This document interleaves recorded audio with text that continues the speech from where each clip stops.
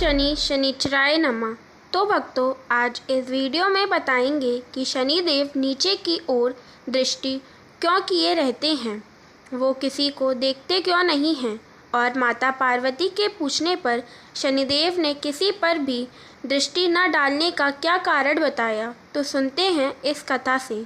सुनिए। भगवान श्री नारायण कहते हैं, नारद, पार्वती देवी के बालक गणेश को देखने सभी देवी देवता आए और उन्हें तरह तरह के आशीर्वाद दिए। श्री हरि उस सभा में देवताओं और मुनियों के साथ एक रत्न निर्मित श्रेष्ठ सिंहासन पर विराजमान हुए।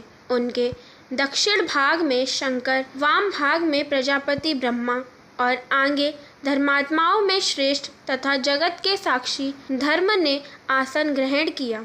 ब्राह्मण फिर धर्म के समीप सूर्य, चंद्र, इंद्र, देवगण, मुनि समुदाय और पर्वत समूह सुखपूर्वक आसनों पर बैठे।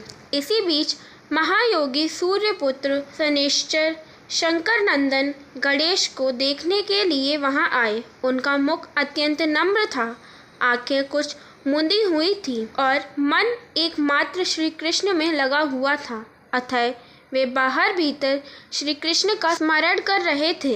वे तपा फल को खाने वाले तेजस्वी, धगधगती हुई अग्नि की शिखा के समान प्रकाशमान, अत्यंत सुंदर, श्याम वर्ण, पीतांबरधारी और श्रेष्ठ थे। उन्होंने वहां पहले विष्णु, ब्रह्मा, शिव, धर्म, सूर्य, देवगणों और मुनिवरों को प्रणाम किया। फिर उनकी आज्ञा से वे उस बालक को देखने के लिए गए।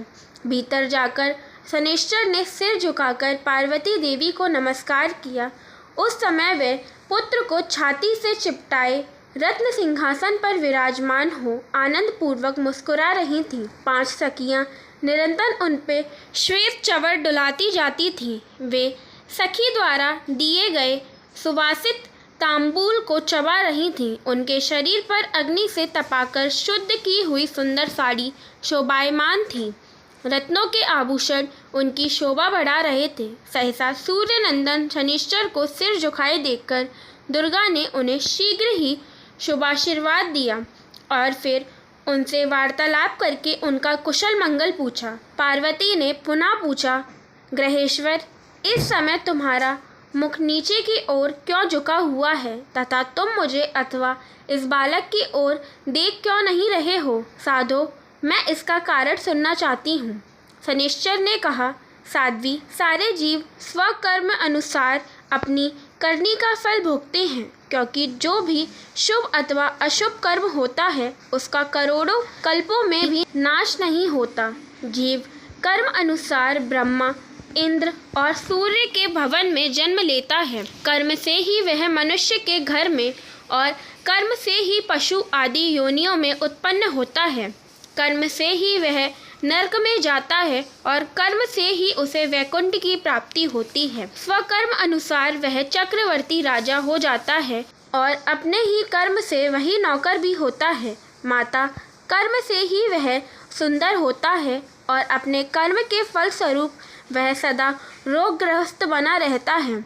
कर्मानुसार ही वह विषय प्रेमी और अपने कर्म से ही विषयों से निर्लिप्त रहता है। कर्म से ही वह लोक में धनवान, कर्म से ही दरिद्र, कर्म से ही उत्तम कुटुंब वाला और कर्म से ही बंधुओं के लिए कंटकरूप हो जाता है। अपने कर्म से ही जीव को उत्तम पत्नी, उत्तम पुत्र और निरंतर सुख की प्राप्ति होती है तथा स्वकर्म से ही वह पुत्रहीन, दुष्ट स्वभाव वाला स्त्री का स्वामी अथवा स्त्रीहीन होता है। शंकर वाल्बे, मैं एक परम गोपनीय इतिहास, यद्यपि वह लज्जाजनक तथा माता के समक्ष कहने योग्य नहीं है, कहता हूँ। सुनिए।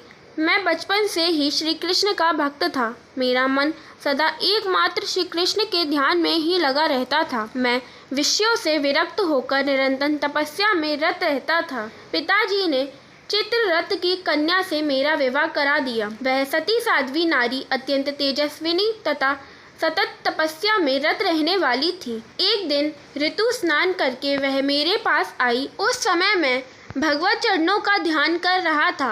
मुझे ब्रह्म ज्ञान बिल्कुल नहीं था। पत्नी ने अपना ऋतुकाल निष्फल जानकर मुझे श्राप दे दिया कि तुम अब जिसकी ओर दृष्टि करोगे वही नष्ट हो जाएगा। तदनंतर जब मैं ध्यान से विरत हुआ तब मैंने उस सती को संतुष्ट किया, परंतु अब तो वह श्राप से मुक्त कराने में असमर्थ थी, अतः पश्चाताप करने लगी। माता, इसी कारण मैं किसी वस्तु को अपने नेत्र से नहीं देखता और तभी से मैं जीव हिंसक के भय से स्वाभाविक ही अपने मुख को नीचे किए रहता हूँ।